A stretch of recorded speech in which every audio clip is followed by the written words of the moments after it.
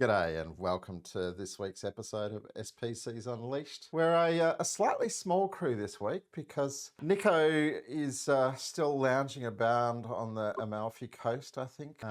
Still stuck in Sorrento. Stephan didn't go to Sorrento because, of course, he was in Lucerne. Ali, why don't we kick off with you and how Sorrento was while I fix our name tags?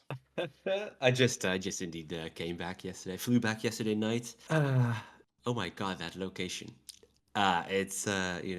Imagine open up your hotel a window or your balcony door of the hotel, and then you see a volcano right in front of you, and the azure blue waters, knowing that this is just another day at work. How awesome is that? So I think we have an entire episode that we're going to dedicate about the learnings, the insights, the ideas, the chats that we had in Sorrento. However, with all of these things, whatever happens in Sorrento, I guess, stays in Sorrento. There's also some just no, just kidding. I think we had quite an opportunity to deep dive a bit in the future of Safe, or at least all kind of cool developments that are happening with the framework, with everything around it, the training material, and cool ideas that we've been able to assemble during SPCT Day. Some of those are a little bit secret yet, but generally, all of this goes really into the right direction.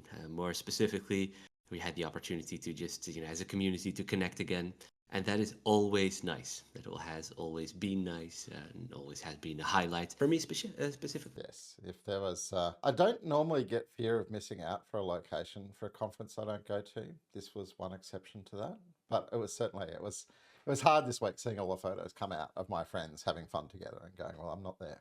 But let's get stuck into this week. So, last episode, a couple of weeks ago, we talked about the value stream and art identification workshop. And we got to the end of it and was like, well, actually, we should really talk about value stream mapping because obviously, value stream mapping is a key activity that takes place in that workshop. And, let's start off with just a little bit definitionally, right? A value stream map is a tool that visually depicts the sequence of activities an organization undertakes to deliver on a customer request. Okay, so that's the definition according to my favorite book on the subject, which conveniently enough is called Value Stream Mapping by Karen Martin and Mike Osterling. And that's our topic for today. And along the way, Stefan is going to share how to do it the lazy way, and Ali is going to focus on trickery. But just before Hmm. we hear about their love of lazy tricks, just a couple of seeding comments, right? So if I think about what a value stream map is, some of the things that really characterize it for me, I'm going to go to just a couple of quotes to anchor us in. And one of those quotes is, I think it's the essence of a value stream map for me. It's again from the value stream mapping book. And the quote is, there are at least 4 different versions of a process: how managers believe it operates, how it's supposed to operate, how it really operates, and how it could operate. And for me, value stream mapping is about learning how something really operates. But then if I go to my other favorite book on value stream mapping, which is Learning to See, an oldie but a very goodie by Mike Ruther and John Shook, their comment is the value stream's not the end. It's a tool to help you see the waste in your value stream so you can eliminate. So why do we create value stream maps? Well, to learn how our processes really operate, see the waste, and to start eliminating it. Enough definitional stuff. Stefan, tell us why you're feeling lazy this week. It's not a word I normally associate with you. Probably the wrong word, but I use it quite often to kind of poke holes when I talk to people. I would replace lazy by an economical perspective or economic perspective, and that ties neatly to what you just said, right? A clever and smart way to achieve goals. Sometimes the shortest distance between A and B is easy to do, but sometimes there are obstacles, impediments, you can't do it. But still finding an economic way and also then to adapt your behavior. This is what drives me, right? And again, you do it in sports, even in the military. When it comes to all these things about achieving goals, you always have to be economical. And that's one of the first principles in SAFe. And yeah, let's dive into it today, how we can do it, maybe in a lazy way. All right, and so from lazy, economical into trickery. Ali, what's the highlight around your trickery? Um, My highlight is actually, it came by accident, I guess. Have you ever experienced a moment where, in which you sort of think you fully grasp a concept that we even teach during, for instance, our SPC classes, or our RTE classes? You think you really grasp the concept. However, whenever you would like to translate that to practices, it's actually pretty tough. And for me, a while back, that was systems thinking. The idea of looking at the entire system, yeah, I don't know, made total sense to me. However, if you try to translate that into practices, what does that mean? Yeah, well, for me, that I didn't have a very clear answer to it. And it actually came from a training participant, had a very strong lean background in the past. And that person was like, wait a second, but for systems thinking, the way that I know it, and now I'm paraphrasing that person, but the way that I know it is I used value stream mapping to really understand the system. In this case, the process, the people that are associated, how inventory is built, whatever it is, knowledge, or whatever it is an increment of a product. But value stream mapping is a trick to try to understand the system. And I was like, huh, yeah. And I've done value stream mapping in the past, but never sort of associated that with systems thinking. Even though it's there's a bit of overlap. It's not a direct one-to-one how do you call it, explanation. But I found that a very neat approach. Look at an entire system, even though if it's not an entire system, but within the scope that you define, it allows you to really zoom in into that system. And I found that quite an eye-opener.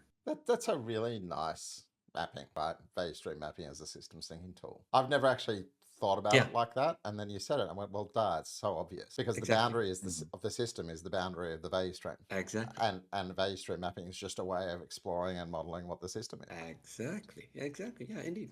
All Really right, good. so I'm willing to bet before you had this magical answer, you'd probably already tried it out a few times. I Yeah. know that there have been for me moments in the training room where I taught somebody a technique I'd never used because I got a new copy of some training material and it went, teach this tool. And you looked and you went, I better at least read a blog post or something about that tool before I try and teach somebody how to use it. Luckily with value stream mapping, I managed to use it in anger before the first time I had to try and teach. I think back to that first time I used it, and I think for a lot of people, the first time they use value stream mapping properly is a pretty powerful moment. And I used it way back. It was actually in the space where I did my first SAFE implementation, like nearly 15 years ago, before we started talking about SAFE. We had this thing, and it was the process, it was for making a new report. We were the Business Intelligence Center of Excellence, and it was the process putting a new report into the world. I had read, I'd actually spent a lot of time with some mentors who were deep lean value stream people. I'd read the value stream mapping book and I went, I'm just going to follow that as closely as I can. We built this value stream map. It was a really big one. And then we got about 20 people into the room and, it was a pretty scary map. And we got about 3 steps in and somebody went, oh, look, the hardest thing here is filling out this spreadsheet because we really don't know all the information we need to fill that spreadsheet out by this point. And it's a real pain.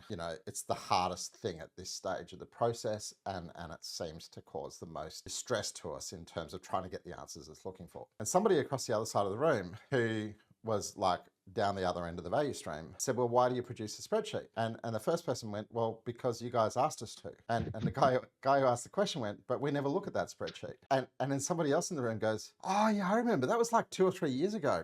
We thought that was going to be really helpful. We used it a couple of times and realized that, it was no use to us. And so you had these 2 people at opposite ends of the room, witness systems thinking, one of whom going, this is the most painful thing we do, and the other of whom, who they thought they were doing it for, going, well, we never look at it. And there was this magic. I think that's a magic, something like that for most people when they first experiment with value stream mapping. So I'm going on with Stephan. Tell me a little bit about the first time you actually tried value stream mapping. Yeah, the key word is seriously.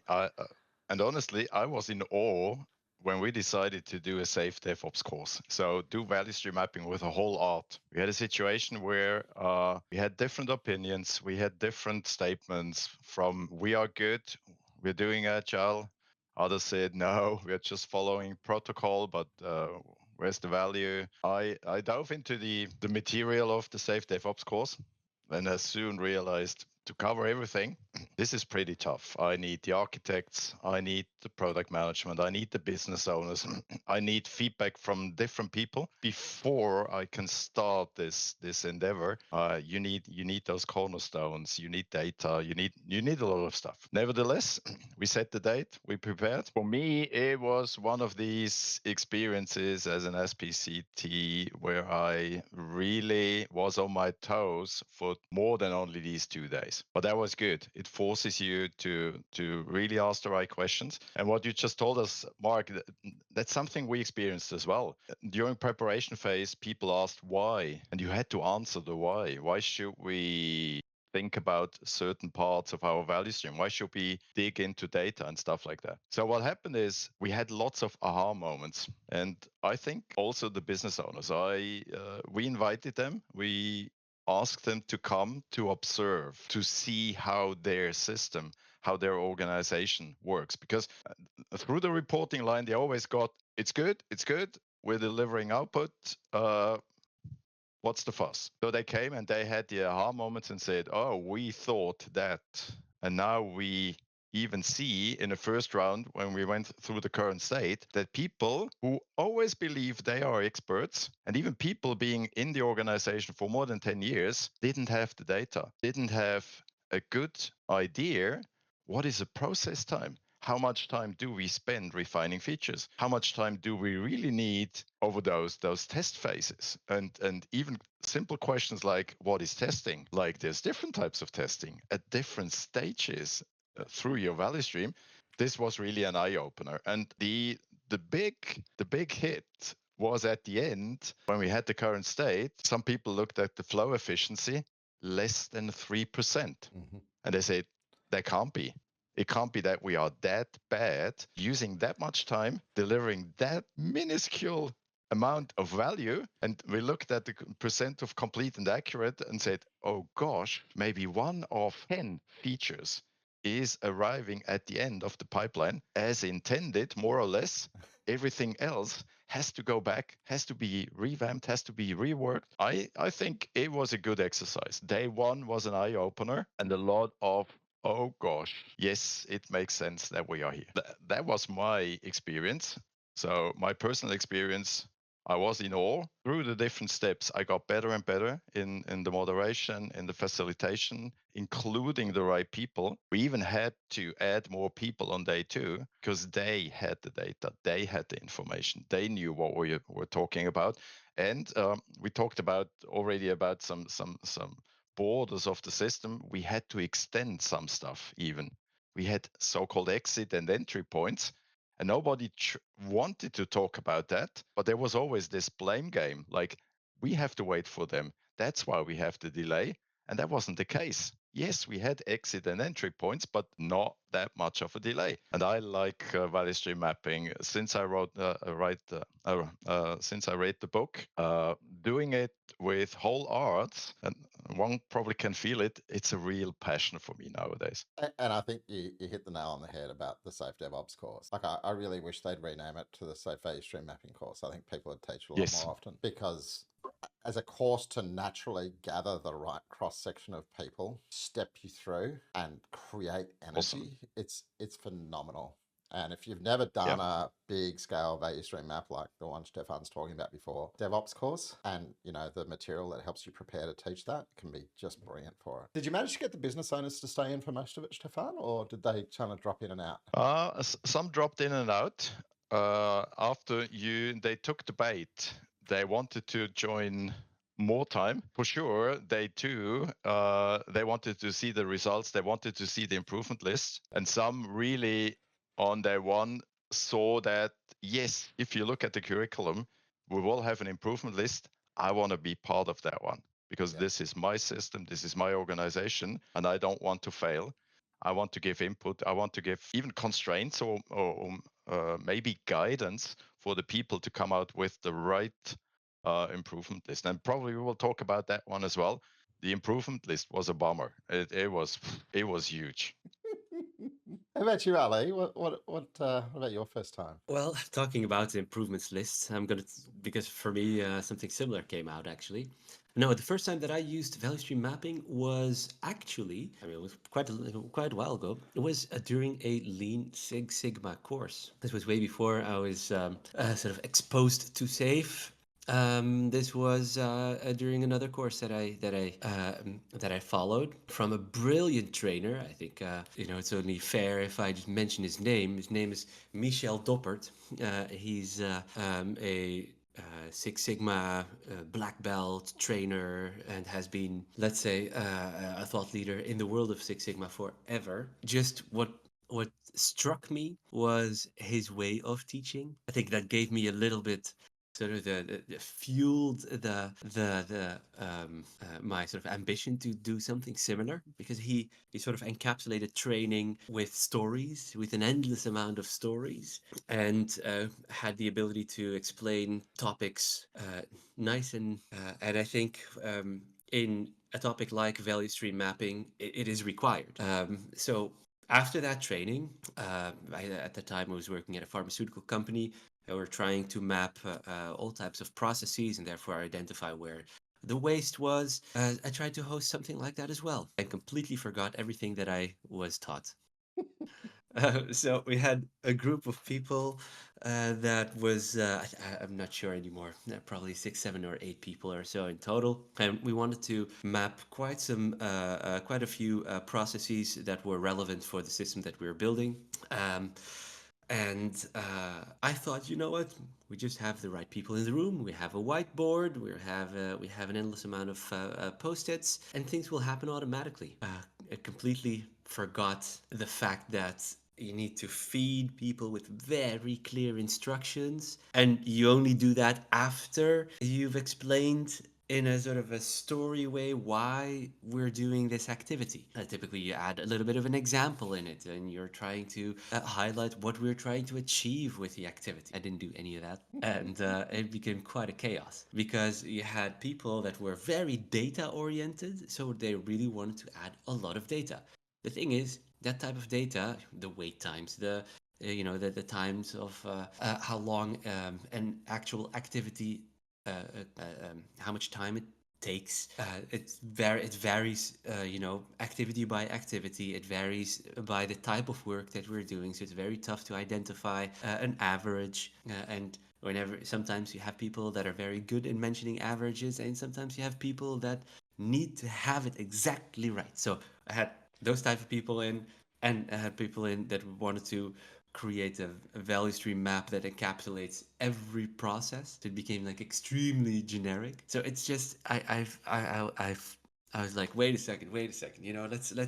Let's try to choose a I think we call that a definition. Let's define what our scope is. Let's define our level of granularity, and let's take it from there. So my first value stream mapping exercise was actually very. I became a little bit better after, but that was my intro to. Well, I can add to that what Ali said. It's a learning curve, right? Yeah. Just jump into this adventure as well prepared as you can, but then it's learning time, and don't do it alone. That's one of my experiences. Have a good team facilitating, for example, such an exercise which can go over several workshops. If you do the Safe DevOps, it's a 2-day course or workshop, right? But have a team doing it, which allows you to then really tackle it the right way. Yeah, I think it's probably Absolutely. particularly if you look at value stream mapping the book, if you look at learning to see the book, they'll both say you've got to go and walk the value stream. Yep. Right? Value stream mapping says, you take the people who manage the various component areas of the value stream, you assemble them as a group, you walk the value stream from beginning to end on day one, returning to a war room, building the map, and then you walk it from end to beginning on day two, because when you walk it backwards, you see new things to update your map. When you read Learning to See, it's like, well, you got to go walk the factory floor. And boy, their value stream maps are complex. They've got all kinds of things going into theirs. But these days, particularly in this kind of post-COVID world and in the digital space, rarely feasible to walk it, right? We're in these kind of slightly artificial situations. Having a team, super important. If I had one tip around facilitating, well, probably I'm going to say two. One is just to really back up the guys with have a team. If you can, have a team that's tried it, like your facilitation team that's tried it before. And maybe it's not on a real one. I've seen a couple of adaptations. Probably my favorite was one of the big Agile conferences years ago. A couple of guys adapted the pizza game as a value stream mapping exercise. They actually got people to build a value stream map of the way that their pizza factory was working. Then they set up like multiple timers and they ran orders through the factory and they collected timings and they did debriefs analyzing the timings. And so they got that whole end-to-end experience. And you know, it's really powerful if you can get a simulation, you can take a group through the simulation so that they understand the kind of insights and ahas that are going to jump out before they're facilitating the real thing for the first time. So there'd be that. Probably the other thing that would be from me is, you know, get your leaders there. The value stream mapping book has a beautiful way it frames it. It says Kaizen events should be heavily biased with the people doing the work being improved. Value stream mapping activities should be heavily biased with the people who oversee the work being improved. Felt like your favorite way to facilitate it was actually the Safe DevOps course, Stephan. We've already talked a little bit about that. Would you add anything else around facilitation before we head back into our Lee's land? But just to underline what you just said, the Safe DevOps course is a very good package to start with value stream mapping. But then it evolves over time.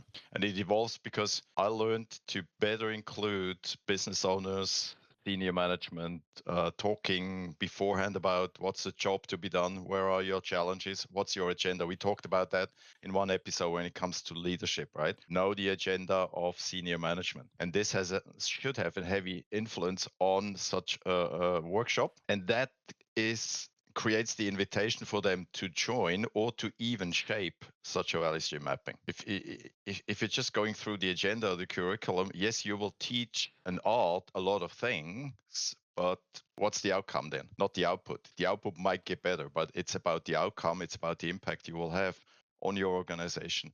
Also regarding achievement of strategy, and these are the keywords that probably resonate for senior management. So they should set the challenge. And if you, and that's what I try to achieve, they have the opening speech. So it's involvement. They set the frame. They even, and I try to teach and coach them, you set the frame, but be aware the frame might change over the time. Let's be open for that one. And the other one, the facilitation, what I'm after is you are probably only the facilitator. Let's have architects, PMs, whoever is most challenged in the art triad lead that workshop. And that creates a team that involves them and they are in the lead. It's not you, it's not an RTE, it's really where's the challenge, where's the topic. Maybe you, as Karen Martin also explains, you start somewhere where you have the burning platform. And it might not be the whole value stream. In one case, we had to reduce to only like a quarter of the value stream.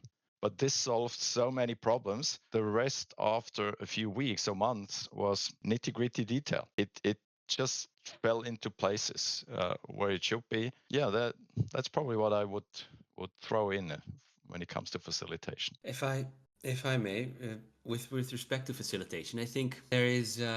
I grew to like, especially the identification of the different steps, the identification of the bottlenecks, but I grew to dislike the identification of the wait time or the total lead time and the sort of activity time, because very often, I mean, if you'd fall into the trap of, well, yeah, well, I don't know, so I'm just gonna give a rough estimate. If you have too many of those rough estimates, then we're going to do that exercise, the calculation, the percentage complete and accurate, and so forth and so forth. You're going to do that based on very rough estimates of a few people, and I found that like a little bit of a downer in the activity whenever we talk about the different activities themselves. And sometimes even there is a sidestep, from a moment that we have a certain design,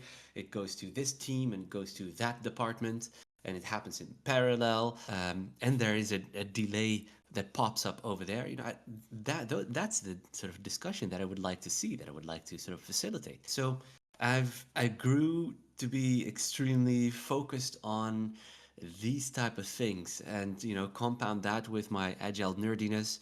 I'd like to make sure that for whenever we create an overview like that, we double down on visual management so that we use the right color of post-its for the right thing, so that the moment that anyone just glances to the board, it typically becomes like a wall.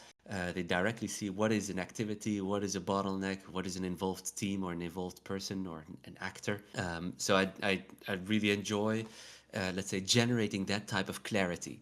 But I must say that I haven't had a good way to handle the data part. Even though the data part of value stream mapping is sort of almost the essential part. I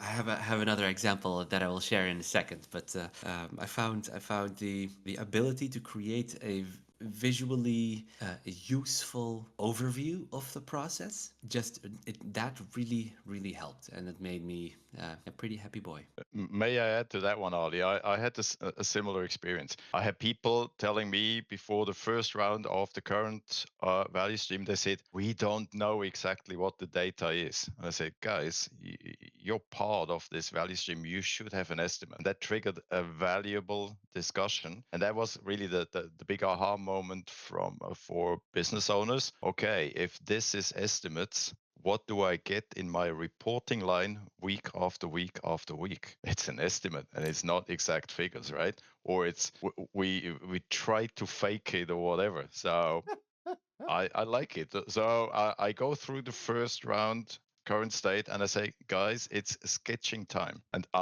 in contrast to you, Ali, I don't care what color the sticky is as long as I have a sketch. And then second round, yes. Then we add discipline and say, guys, now, okay, let's reveal what's under the table. Let's use the right colors. Let's use some rules so that your customers, your business owners, the business understands what we are doing here. Yeah, absolutely valid. And for me, I think the one of the only times where it really went well in terms of data gathering and looking at the data was this was at an airline client which we hosted a workshop, and we had somebody from PMO part in the team, and that person Cool. was just a gem. Was it gem? Why? Because every single time that there was a little bit of a discussion about, well, from this activity, there is some either like an increment that goes to this department, there is another something else that goes to another department. How long does that take? Person from PMO just opened up the laptop and could directly see that, because it was part of.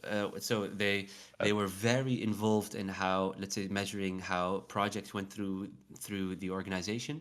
This was an organization that used certain milestones or certain stage gates. These were not, these were much more financial stage gates. And because of that, they had the data on how long it took for a project to go from one stage gate to the other, and therefore had the ability to just get that out of the tools that they were using. So I found that really useful. Okay, so if overly caught up in the precision or lack thereof of some of the numbers is one of the big traps to watch out for, what are the other traps you're watching for? Yeah, so in these kind of workshops, the discussion can just really derail. We can spend hours talking about an extremely minuscule detail, simply because people are so passionate about it, or it has really bothered them for so long. And I've made the mistake before where I just didn't sort of intervene, for the sake of the workshop, for the sake of maintaining momentum. Yeah, but what I did notice is that specifically in workshops like these, people are really passionate, and therefore they really want to go to the minute details because they would like to fix it. They would like to fix it based on their experience. And it could be that they've experienced a huge delay just once, but that means that that delay will be used over and over and over and over again as part of a discussion. And therefore, I think the trap to avoid is the trap of falling into these unstructured and too detailed conversations.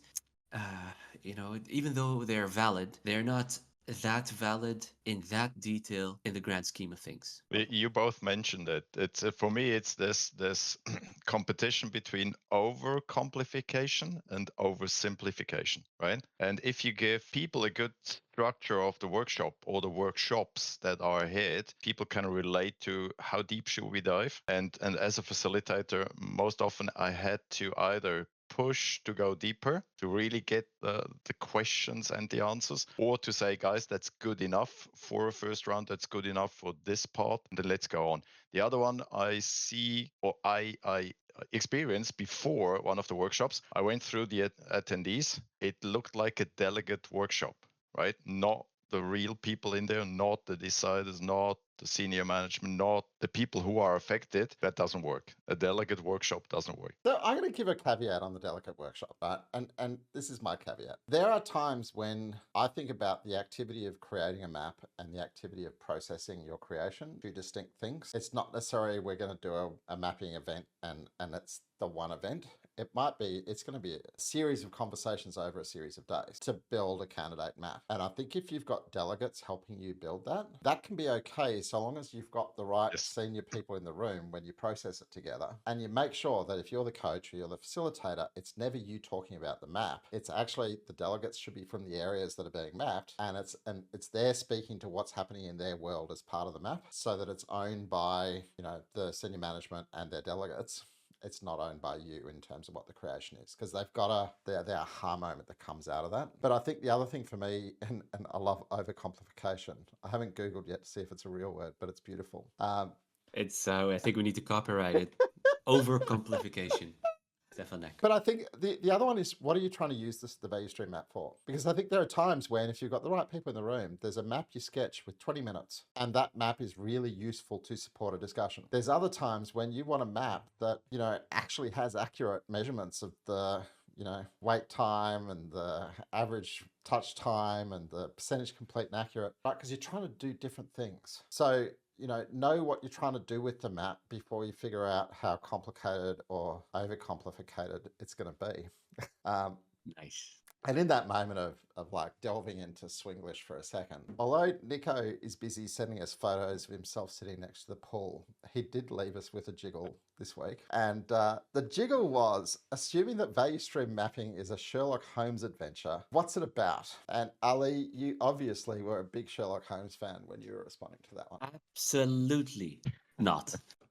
I don't think I've ever seen a Sherlock Holmes video, movie, read a book or read a comic book or whatever about it. I honestly, I mean, I know about the concept, but I don't think I've ever seen anything or read anything about it, and I'm not sorry about it.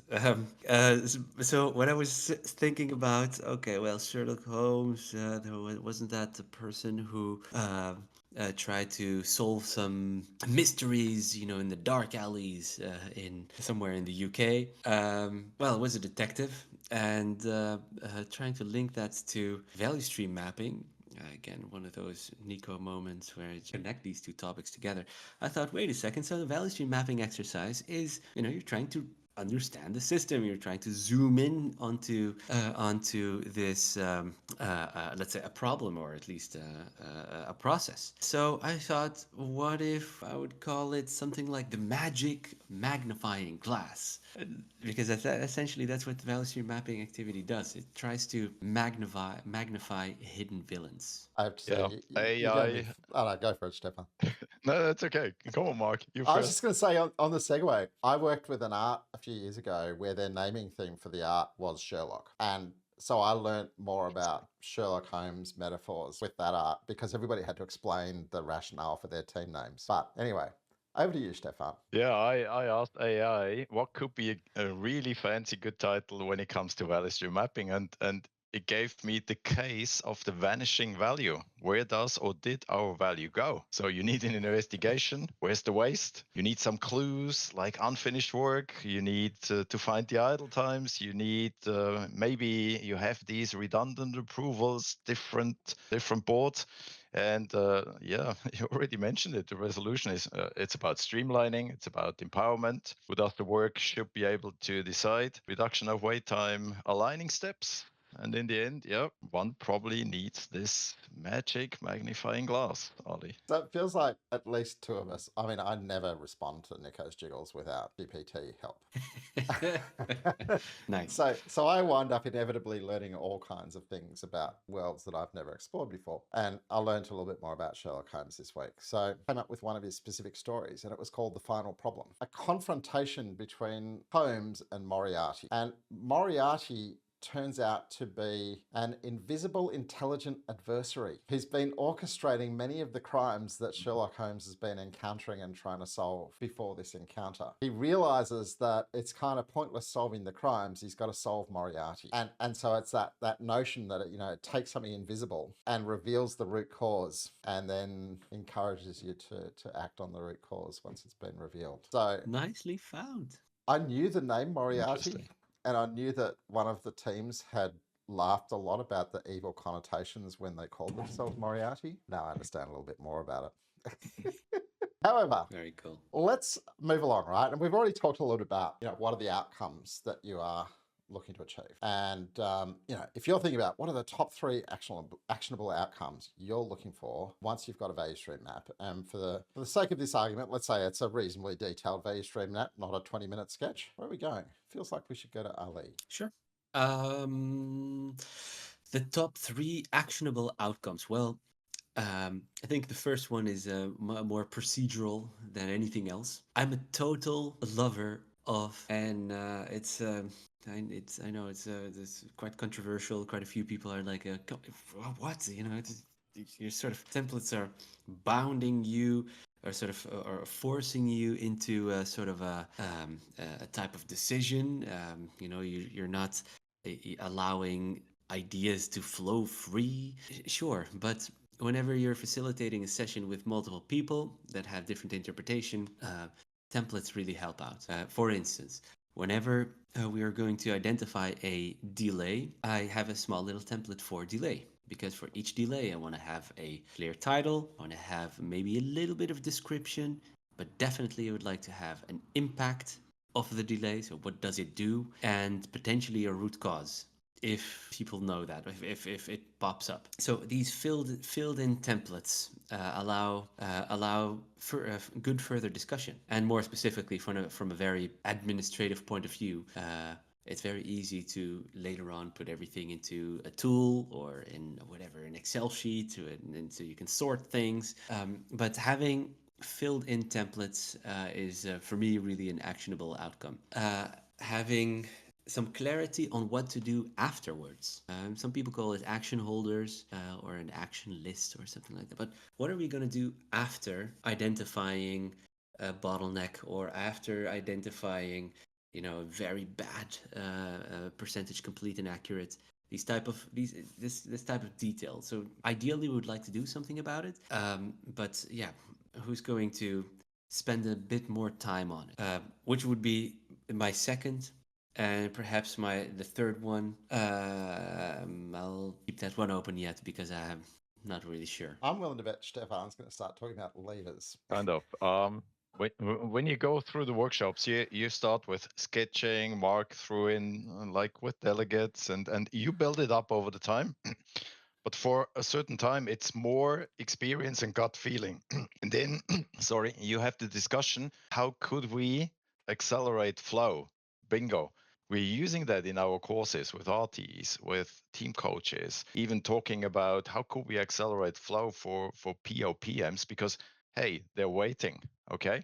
So with this intermediate discussion, we come to how do we find the right metrics that gives us the tools and the indications and the direction to improve towards a future state value stream, right?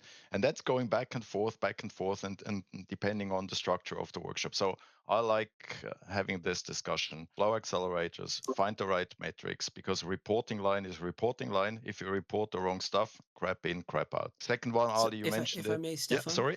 Yeah, so sure. if I may, so those metrics that you're searching for, are you identifying them already during a value stream mapping exercise with the people in the session? Yeah, I try to have this conversation. How could we speed up the process? Is it meaningful? Because you can reduce the delay, but in the Safe DevOps course, you also talk about, okay, you find a delay. What caused the delay? It's not the step before. Maybe it's 5 steps before that caused a huge delay, now accumulating a lot of debris, a lot of stuff that shouldn't be done, right? And Hmm. during this discussion, I ask people to find what could now accelerate, and have this discussion before you then jump into metrics, and then provide maybe the metrics we have. Ask the question, what does your tool provide at the moment? What should be changed? Because in one case we had a Jira administrator in there, and he said, no, I don't want to change that because that's too much work. And we said, hey guy, you will adapt because we need data. It's not about you, it's about the value stream. Come on, do the work, right? So it's more about, again, the discussion. Do we find the right sweet spots? And then coming to a conclusion, what is a tool support? How do we get the metrics? Sometimes we have to do it manually, and then we start automating it over the time.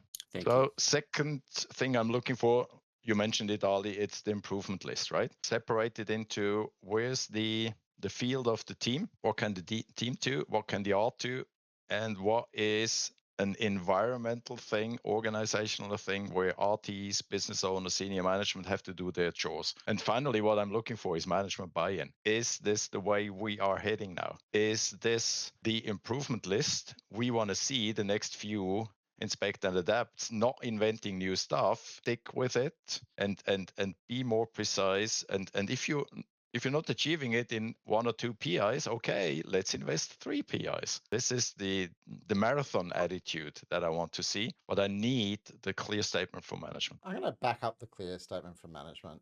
I think a huge aspect of the value stream mapping workshop to me is to generate the momentum, the alignment support to start shifting. I think for me, part of the prep for the workshop is making sure that you've had the right discussion with the right senior leaders to go, how are we going to make sure we've got the right support behind whatever we decide? So that's number one for me. I'm also with you guys. I'm not going to obsess about metrics. To be honest, the numbers that come up in these workshops, for the vast majority of people, are going to be gut feel guesstimates that when you add them up look really scary, right? Yes. If we can get that impact that says, oh, that's really scary, and they might be wrong, but they're directionally right. Maybe an outcome is it's really bad that we don't actually have the real data and we want to do something about that. Yeah, but at least we have the indicator that there's probably something really wrong. Right. It should be enough for the workshop, I guess. The alignment and the traction to start shifting. And then I think the other thing is, what's your mindset around the way you're going to shift? Because there's a mindset that says we're going to change one thing, we're going to measure what happens, we're going to change the next thing, right? And it could be, particularly if you're a theory of constraints person, I'm going to fix my biggest bottleneck, and then the next biggest bottleneck is going to emerge. So I can have a really long list that, most of it becomes completely irrelevant once I fix my first bottleneck. And that's kind of a make a change study, make a change study, make a change study, which is the right thing to do for some value streams. For other value streams, maybe it's going to be quite a big change. Now, it's one of the things that really struck me when I did my Toyota tour was the guys who, and I forget the correct name for them, but the Kaizen Ninja said, when we go in to run a Kaizen event, we're looking for 30% better, right? And I've spent my whole life going, Kaizen's the 1%, the 1%, the 1%. And these guys, they're walking us through things they did. And they use the zoomed out systems level view of the value stream map to design quite major shifts. And then they use the 1% to stabilize after the major shift. And so, know whether you're going to look for a sequence of small events or know whether you're going to look for but I think the other most important outcome for me is that you know how you're going to measure the difference you make. Because you spend a lot of political credit to get the people into the room. You're trying to get them mobilized. You've got a big call to action moment. You've got to be ready to prove that life's getting better. So, which is very tough to do in the session itself, and hence But having that as a sort of a closure to this session, I think is probably is just very important. If we, with the couple of minutes we've got left, I just want to, like, the closing question for me is, you've just put a lot of work into creating a roughly right value stream map. How do you keep it up to date, right? You've got all these people aligned, you've got this beautiful value stream map, it's probably spread all over a Miro board. Once upon a time it was spread all over a meeting room wall. How are you keeping it up to date after the workshop?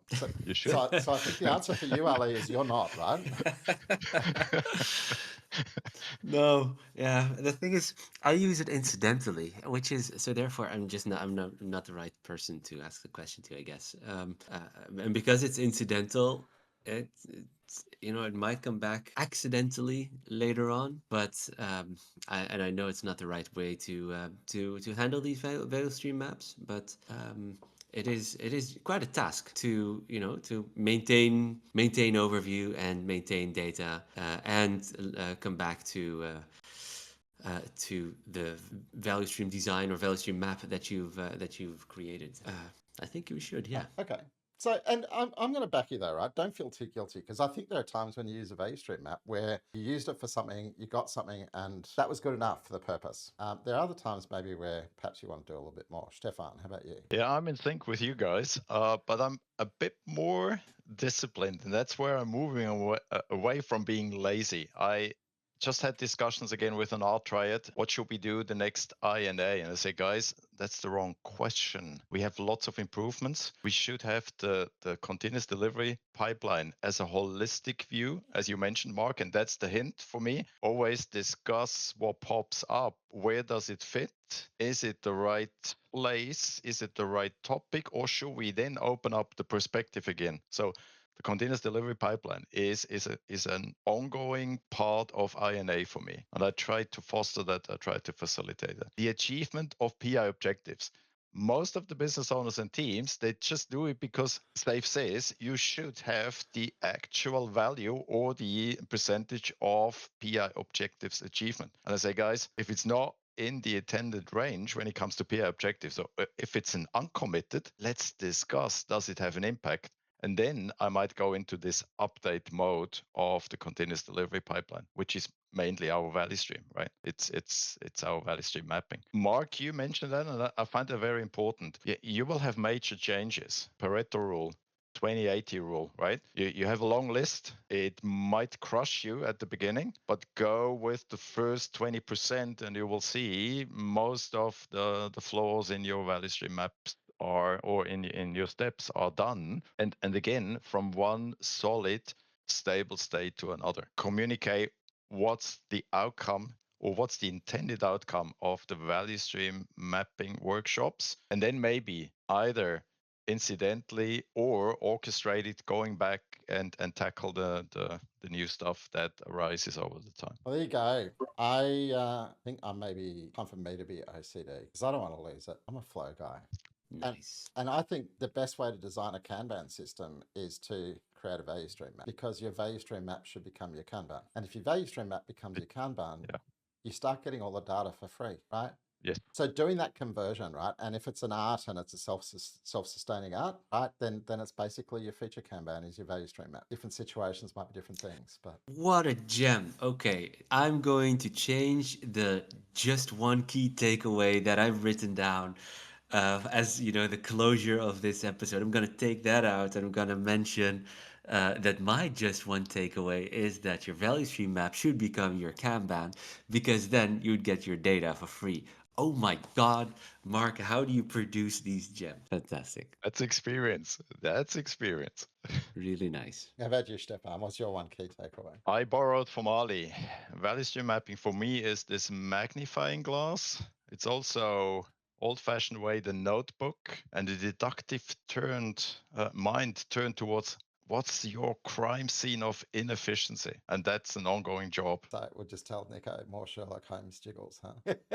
Keep 'em coming. Alrighty, folks, that has been value stream mapping, and it's my job to wrap up.